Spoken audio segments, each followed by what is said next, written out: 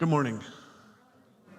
I'm Pastor Ryan, and I'm so glad that everybody could be here this morning. Whether you're in the room or joining us online, I'm just so glad that you were able to join us this morning. So we all know people who are competitive, that always want to win. And then when they hear the phrase, not everything is a competition, they say, no, you're wrong. Yes, it is. I'm going to win. We all know people who are like that. And some of us, a lot of us are like that ourselves, where we're going to do whatever it takes to win. And so when we see this, as we're entering this new series, we see the title, How to Win at Life. And we think like, yes, this is my jam. This is what I'm going to do. I'm going to win. Whatever it is, I'm going to win. But I think a lot of us misunderstand what it means to win at life. And as we're talking about, I was reminded of The Princess Bride, the movie. And there's the character, Vicini, who uses the word inconceivable. At first, they kidnap the Princess Buttercup, and the other character looks at him and says, I think there's someone following us. And Vicini says, inconceivable. Like, no, I think he's gaining on us. He cut our lead in half. Well, that's inconceivable. But it doesn't matter. He's too late. We're at the cliffs of insanity. And so then they start climbing the cliffs because they have Fezzik, the giant, the only one who's strong enough to climb up the rope. And then they realize that the man in black is following them. And he says, inconceivable. And then they make it to the top. They cut the rope, and then they realize he didn't fall. And again, Vicini says, inconceivable. And then Inigo Montoya looks at him and says, you keep using that word. I do not think it means what you think it means. See, we all have our own idea about what it means to win at life. And for some of us, winning at life doesn't actually mean what we think it means. And so we're going to be in Matthew chapter 16 this morning. And we're going to see, what does it mean to win at life? What does the Bible say about what it means to win at life? And so Matthew 16, verses 24 through 27. Then Jesus said to his disciples, whoever wants to be my disciple must deny themselves, take up their cross, and follow me. For whoever wants to save their life will lose it, but whoever loses their life for me will find it. What good will it be for someone to gain the whole world and yet forfeit their soul? Or what can anyone give in exchange for their soul? For the Son of Man is going to come into his Father's glory with his angels, and then he will reward each person according to what they have done. And so the idea about what it means to win at life isn't necessarily what we're expecting. When we think about what it takes to win at life, not many of us would answer, it means to deny ourselves, to take up our cross and follow Jesus. And so we're going to work this backwards a little bit. In verse 26, Jesus said, what good will it be for someone to gain the whole world, yet forfeit their soul? Or what can anyone give in exchange for their soul? Have you ever been playing a game? Usually it's one of the first times you've played the game, and someone introduces the game to you. They kind of explain the rules, and then they say something along the lines of like, well, we'll figure it out. We'll just explain it as we go along. We'll figure it out as we play the game. And I remember the first time I was playing a game, Ticket to Ride. It was back in college with some of my college friends.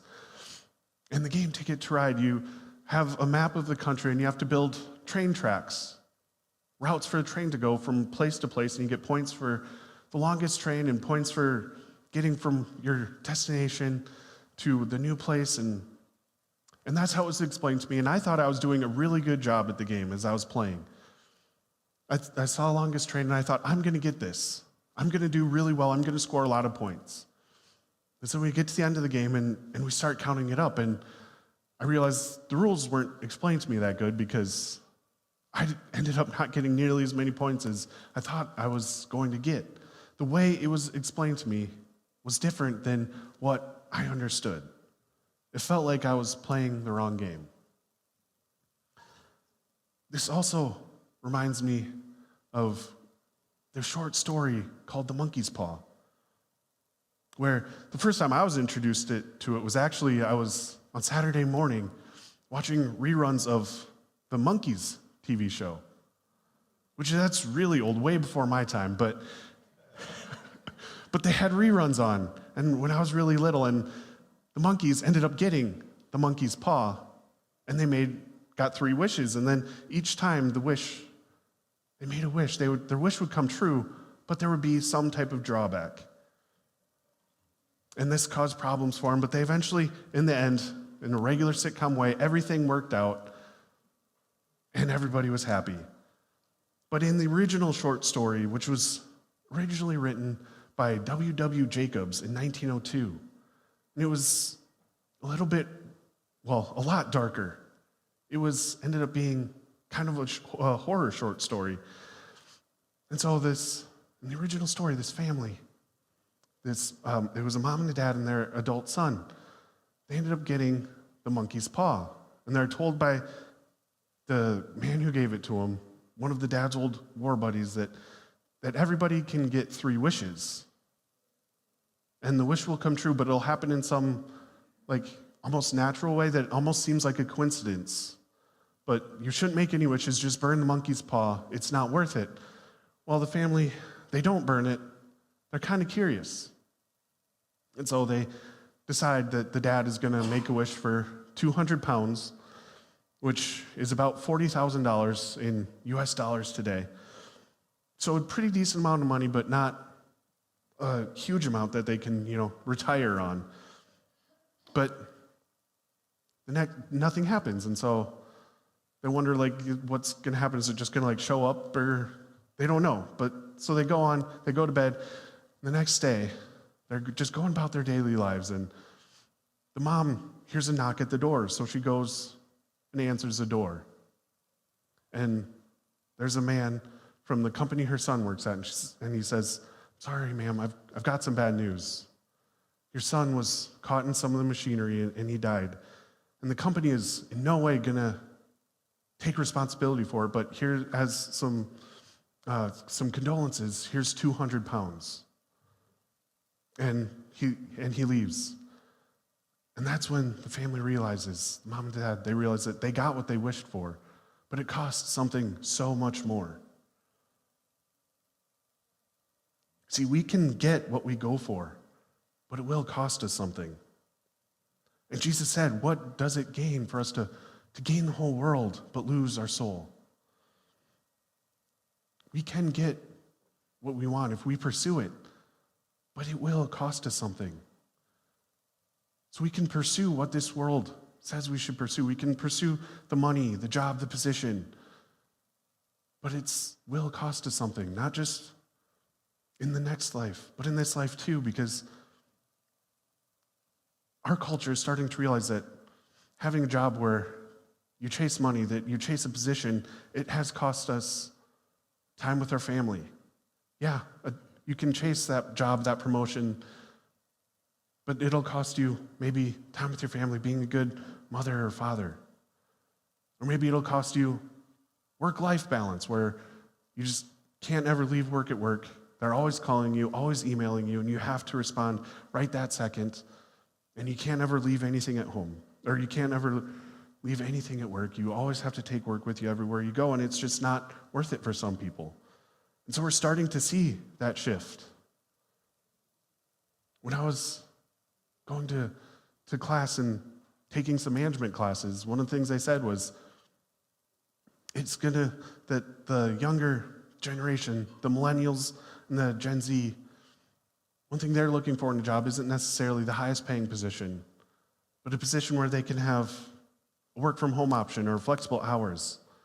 They're looking for positions that offer that work-life balance, because the culture is starting to realize that chasing money and chasing power and chasing that position isn't always worth it. You can get those, but it will cost you something.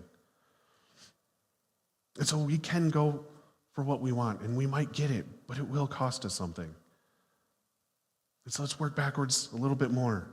In verse 25, Jesus said, "For whoever wants to save their life will lose it, but whoever loses their life for me will find it."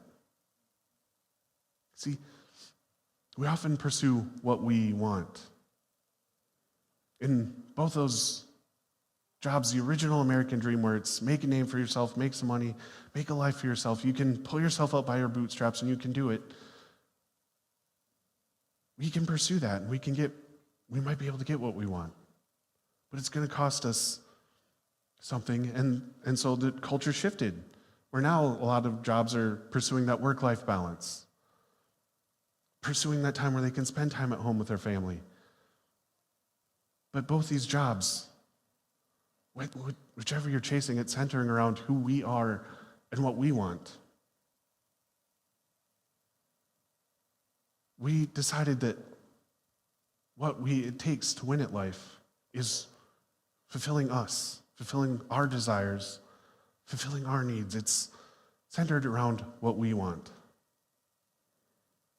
But Jesus said that whoever gains their life will lose it, but whoever loses their life for him will find it. And so we need to sacrifice what we want so we can follow what God wants. We need to sacrifice our desires to follow what God's will is and what he wants for us.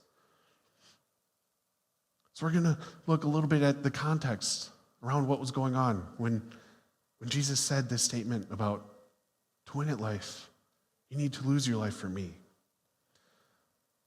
And so in verses 13 through 20, when Jesus came to the region of Caesarea Philippi, he asked his disciples, "Who do people say the Son of Man is?" They replied, "Some say John the Baptist, others say Elijah, and still others Jeremiah or one of the prophets." "But what about you?" he asked. "Who do you say I am?" Peter answered, "You are the Messiah, the Son of the living God." Jesus replied, "Blessed are you, Simon, son of Jonah, for this was not revealed to you by flesh and blood, but by the Father in heaven. And I will tell you that you are Peter, and on this rock I will build my church, and the gates of Hades will not overcome it. I will give you the keys of the kingdom of heaven. Whatever you will bind on earth will be bound in heaven, and whatever you loose on earth will be loosed in heaven." Then he ordered his disciples not to tell anyone that he was the Messiah. So Jesus took his disciples to this region that was a little ways from Jerusalem, about 120 miles. And in this region, there was a lot of Baal worship. And also, this is a place where they had built a temple to Caesar Augustus. Because Caesar Augustus was the first Roman emperor who declared himself one of the gods. He was the one who started the idea that the Roman emperors were also one of the gods. And so in this region, there was a lot of Baal worship and a lot of emperor worship, and that's the area that he was in. And Jesus was here teaching his disciples and asked them, who does the world say I am? And this is where Peter also said that you are this Messiah, the Son of God. But a lot of people are confused about who Jesus was. They weren't quite sure. Some thought Elijah. Some thought maybe one of the other prophets or maybe Jeremiah. But none of the people were really quite sure who Jesus was. But we must realize that it's important to know who Jesus is, because Jesus, who he is and what he did for us, go together. They can't be separated. Jesus is the Messiah, and what he did for us can't be separated from who he is. And so some of the people, though, were still confused about it. They thought maybe it was Elijah because there was a prophecy that Elijah would come again before the Messiah. And that was fulfilled. And some thought John the Baptist because he had been executed, and so they thought maybe he had been raised from the dead, and that's who Jesus was. But that's not who Jesus was either, because Jesus was the Messiah. But the idea that Elijah would come back was fulfilled through John the Baptist, because John the Baptist came back in the spirit and power of Elijah.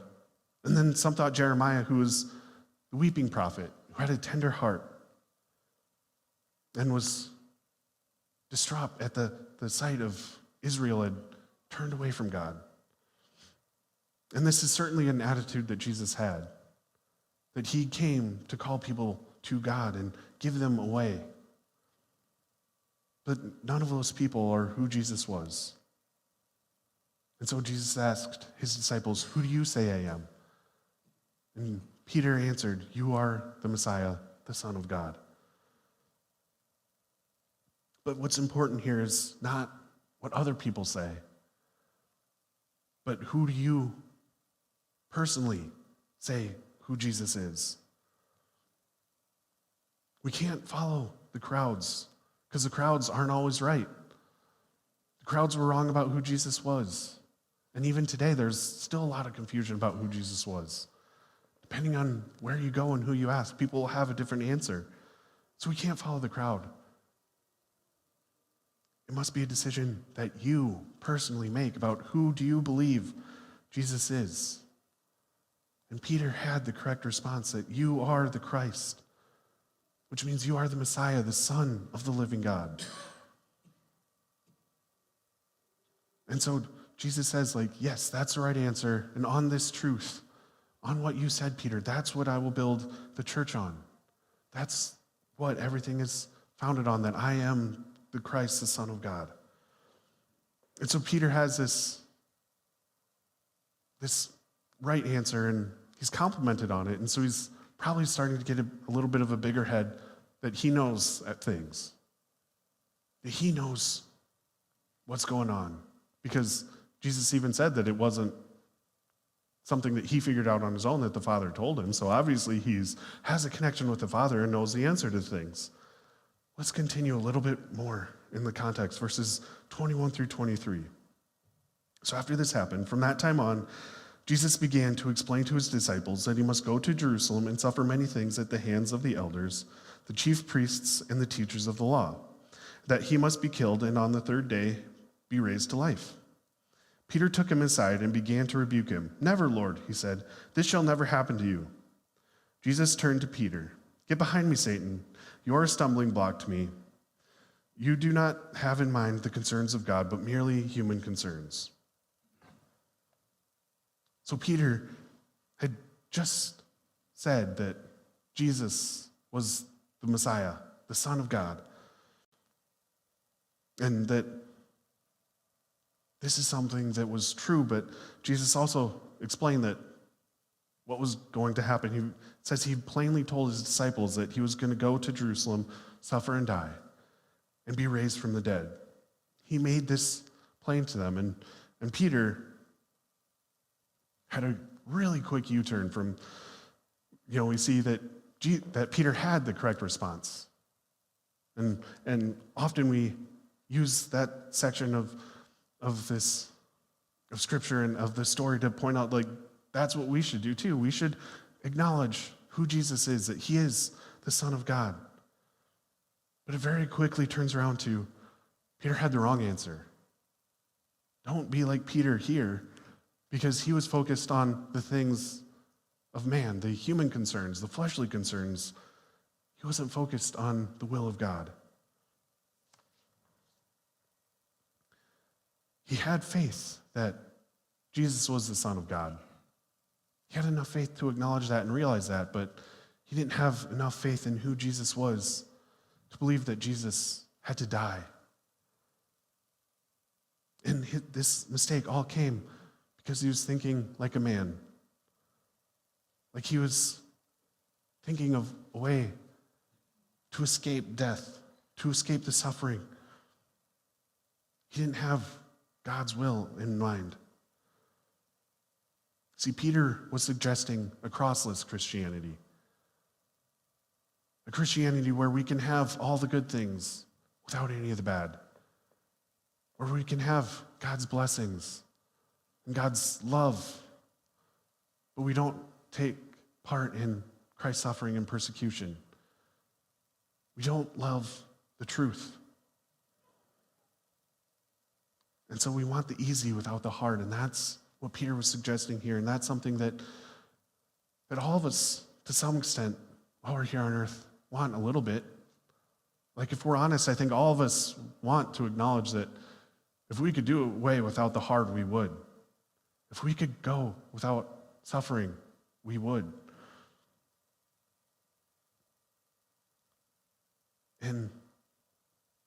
But we realize that that's not the way. That's not how we win at life. So let's back up one more verse to verse 24.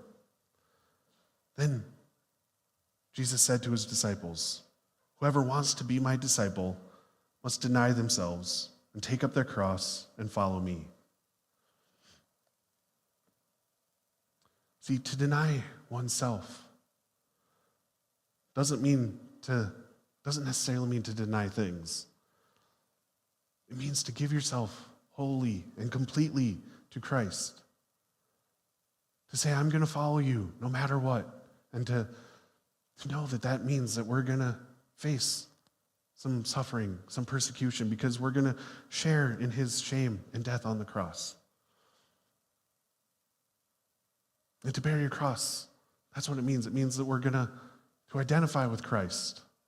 Because the cross was a way that you didn't want to die. Talking about a crucifixion and somebody dying on the cross isn't something that regularly happened in Roman society. In fact, Roman citizens couldn't even be crucified because it was so degrading and so shameful, something you didn't want to happen. And Jesus said, "Whoever wants to be my disciple must take up their cross and follow me."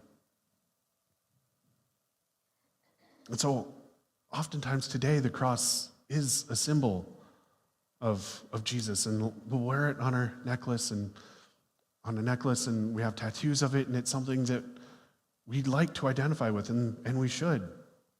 But that's not what it was in Jesus' day. It's not something you wanted. And so to take up your cross, follow Jesus, means to identify with him in the shame and suffering. It doesn't necessarily mean, and a lot of times it's used this way, that to bear your cross means that you're going to have burdens that you have to bear. But no, it means, when Jesus was using it, it meant you need to identify with the shameful side and the persecution, and understand that is going to happen to you if you follow me. But know that if you lose your life for me, you will find it. And so it doesn't necessarily mean to deny things. It means to identify with Christ and give him the right to lead. Give him the right to tell you to follow him, for him to guide you. A few weeks ago, actually, my sister hit some deer and her car wasn't working anymore. She needed a new one, and Sarah and I had an extra car that we got from her parents, so that we had an extra car, and so we gave it to her. While we owned the car, we had the right to drive the car wherever we wanted, to park it where we wanted. We got to make those decisions. But last week, we signed it over to my sister, and so now my sister has the right to decide where that car goes. I don't have that right anymore.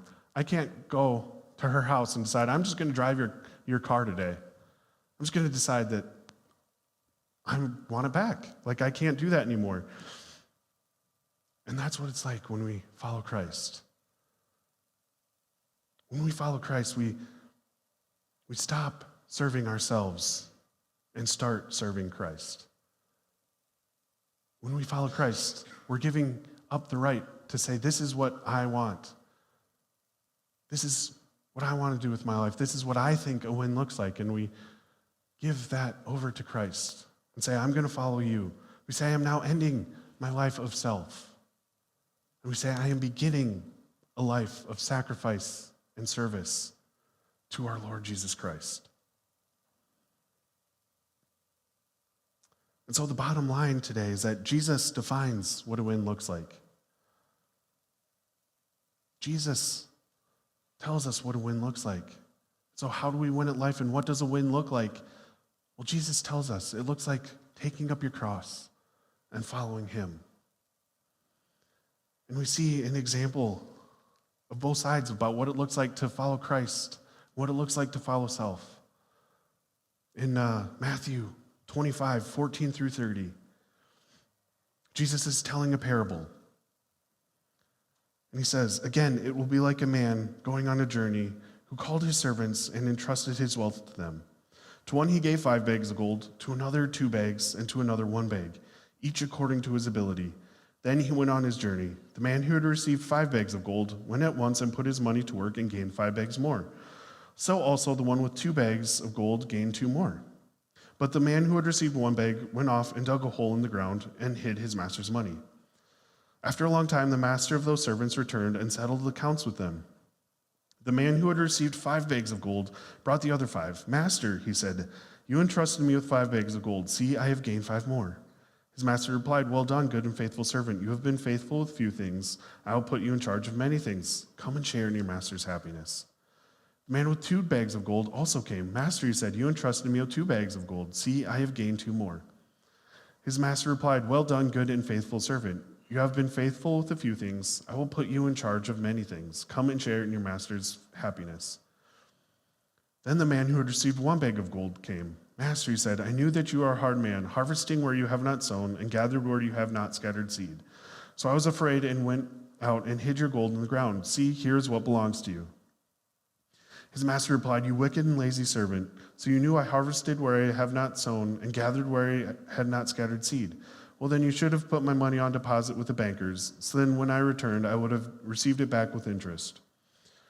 So take the bag of gold from him and give it to the one who has 10 bags. For whoever has will be given more, and they will have abundance. And whoever does not have, even what they have will be taken from them. And throw that worthless servant outside into the darkness, where there will be weeping and gnashing of teeth. And so in this parable that Jesus is telling, we have 3 servants, and they fall into 2 categories. Servants who are faithful, and the servant who is unfaithful. We have the 2 servants who did what the master wanted. They realized that this isn't my money.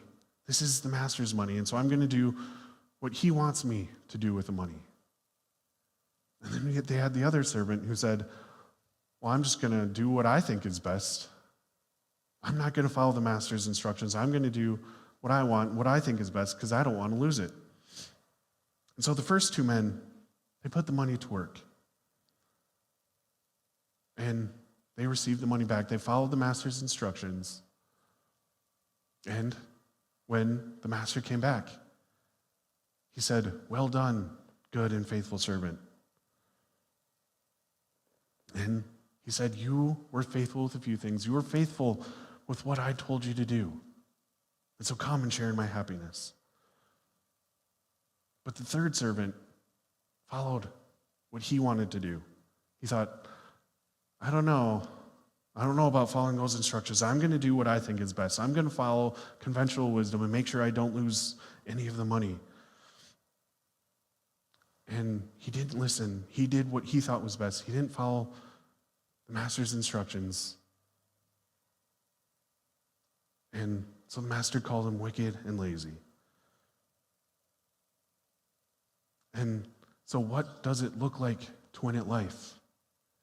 It looks like following Jesus, giving up our right to serve ourselves, and starting a new life following Jesus. It means following what Jesus commanded us to do, to love our neighbors and to love God. And it means living a life not serving ourselves, but serving Christ and serving others. And so, what does a win look like? Well, at the end, to win at life looks like Jesus saying, well done, good and faithful servant. So what do you need to do to win at life? Are there things that you're following your own wisdom, that you think this is what I think I should do? Or are you serving Jesus and following him and doing what he is commanding you to do?